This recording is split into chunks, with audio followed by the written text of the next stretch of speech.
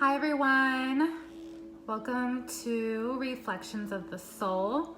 My name is Mercedes. I am an intuitive guide, spiritual mentor, an embodiment coach, and a healer. I am currently on my Reiki certification journey, and that is something I'm super excited about and super excited to share with you guys as well. Today I wanted to talk about a bit of a vulnerable share. I wanted to share this not only because it's a great example of shadow work, but it will also let you know that you are not alone and you too have the ability, no matter what the situation is, to bring yourself back into your own personal power. So the caption of this video says, living in fear diminishes your personal and spiritual sovereignty. Now, for some of you that aren't familiar with the word sovereignty or spiritual sovereignty is when you claim full responsibility over yourself, over your emotional, spiritual, physical, mental self, claiming responsibility over your being as a whole and over your life and what energy comes in and out of your experience, whether it's coming in at you or you're putting it out into the universe. There's different kinds of energy too. So there is energy that wants you to ascend. There's energies that want to throw you for a loop and hold you back in some karmic pattern. There's energies that want you to feel stuck right where you're at. And, you know, as a sovereign being, as a spiritually sovereign being, you have to use your discernment and ask yourself, what am I going to allow my energy to go to? What am I going to give my power away to if I'm feeling this way? So, most recently, I have had an experience where I lost myself and I kind of lost touch with my higher self. Excuse me. And in that, I gave my power away, my personal power. And here's what happened. So I have a beauty studio and I had a client that she's the sweetest little old lady, and you know, I was cutting her hair and she just started channeling spirit. She started channeling energy, basically is what it was. And the message that came through in that energy to me, not only did she touch on some things that I was experiencing at home, like with cleansing my space and stuff, but she, you know, brought a warning to me that there was someone sitting in a circle with me that does not have my best interest. And for a month, I allowed this message to take up space in my mind, to take up space in my heart, to take up space in my energetic field. And it took me from a place of peace to a place of just straight up fear as it kept building and building and building. And no one should have to worry about who they're sitting with and who they're around, especially when they feel like they're always around people who love and support them, who have the best interest in them. So this place that I gave my power away to led me to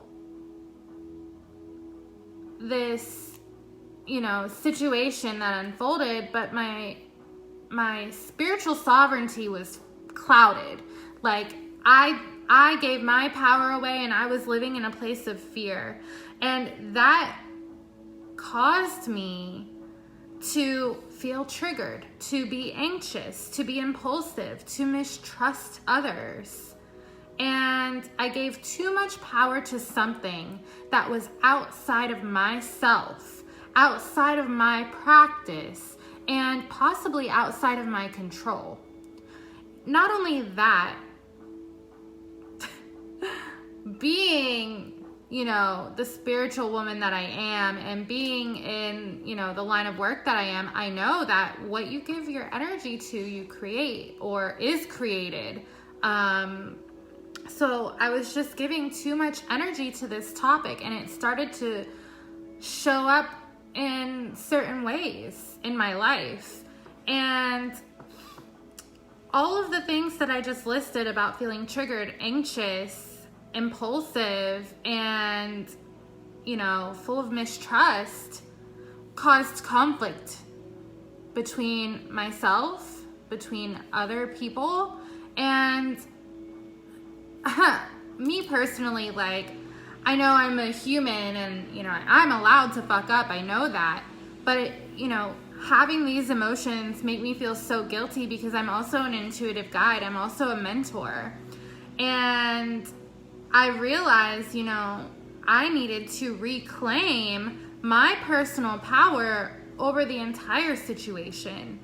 And the situation I'm talking about is letting this message from an energy, an entity, allowing that to make me live in a place of fear. And I had to reclaim my personal power over that, and it didn't come easy. It took being radically honest with myself. I also had to be more accepting that I was going through that and that I was faced with these challenges, and understanding of why I felt the way I did. And I did that for myself, but I also did it so that I too could be understood by others. Like I said earlier, I'm human. I'm allowed to fuck up.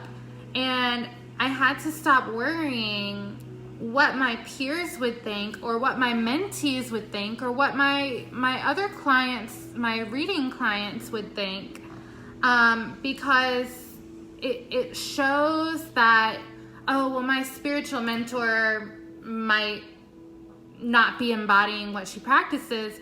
But the thing is that the journey is never over. The work is never done. You can be a spiritual mentor and you can still fuck up. You can still do shadow work.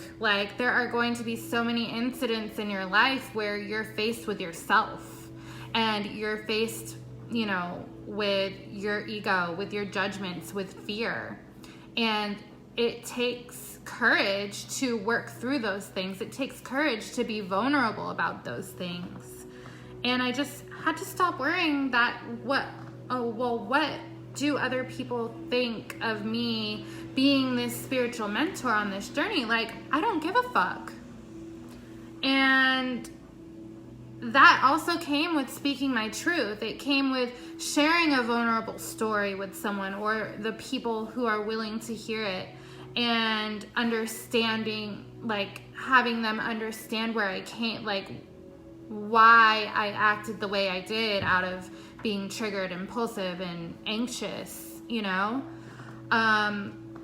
So I really had to speak my truth. I had to be authentic. I had to share things with people that I necessarily didn't want to share. And I also had to be reminded by a friend or two, and also remind myself of the strength and the power and the protection that I have all around me, that I practice every single day. So I didn't need to be worried about the message that came through from this medium, that channeled energy and spirit entity, whatever you want to call it, this message to me, because there are so many different kinds of energies. And when I am, in alignment with my practice, which I, for the most part, am, except for when, shadow work shows itself and you have to realign. But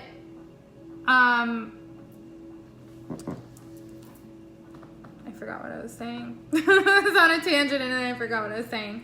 But I just had to be reminded and remind myself of the strength and the power and the protection that I hold within my practice on a daily basis. So why did I have to put so much energy into being fearful of this message? I shouldn't have done that. And I have felt guilty over these things, and I had to relinquish myself from that guilt. I had to relinquish myself from the fear that was put in me from this message, or that I accepted in me from this message, because no one can put anything in you. Well, but that just goes to say that spiritual sovereignty is a choice. And as humans, sometimes we choose a more resistant path, but we have the choice to open our eyes and to step out of our shadow and expose it into the light. And that's the work.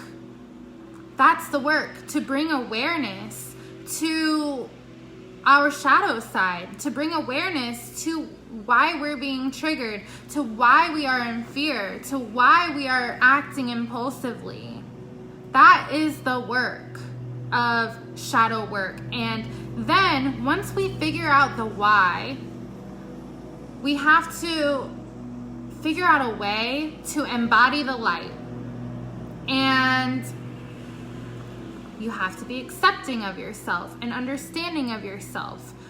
Showing up for yourself in that way is embodying the light within you.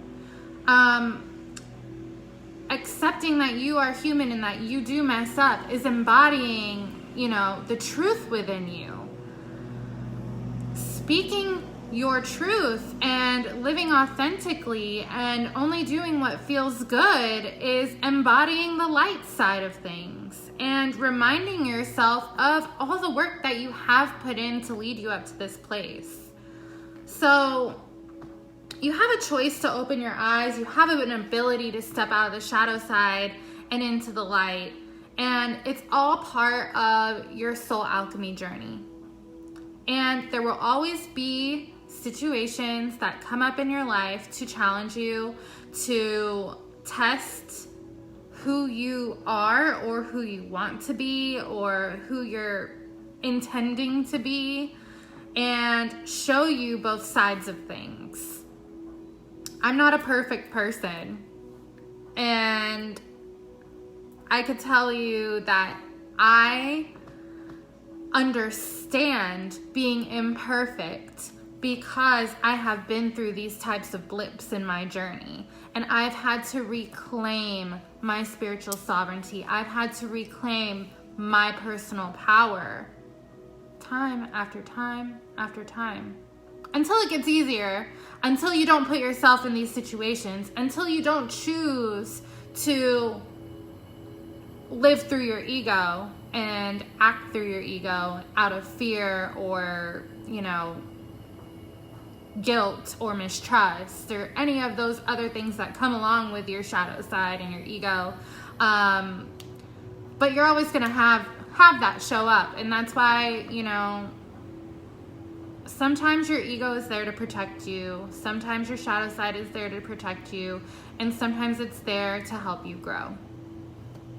And I can tell you that I'm not a perfect person, but I'm a damn good spiritual mentor and embodiment coach because I can help you shift those beliefs, shift out of that space more rapidly when you decide to work with me. So I just wanted to share with you guys and let you know that it's okay to be vulnerable. It's okay to share your faults and to show up for yourself in that way, because that is where growth lies. That is where understanding of self comes from. And I hope that I inspired you guys to do the same thing. And if you need help with it, I do have soul alchemy sessions available. I have a 1-hour session, I have a 2-hour session, and then I have a 4-week Soul Alchemy mentorship. And if you guys are watching this and are interested in booking your Soul Alchemy session, you can receive $20 off if you book within the next 2 days. So that is today and tomorrow. So you basically have to book by tomorrow night to receive $50 off for your Soul Alchemy session. And if you're interested in my Soul Alchemy mentorship, you guys will also receive $100 off of your Soul Alchemy mentorship if you book tonight or tomorrow. All right, guys. Well, thank you for allowing me to show up and be vulnerable to you. And I hope you have a wonderful weekend. Talk soon. Bye.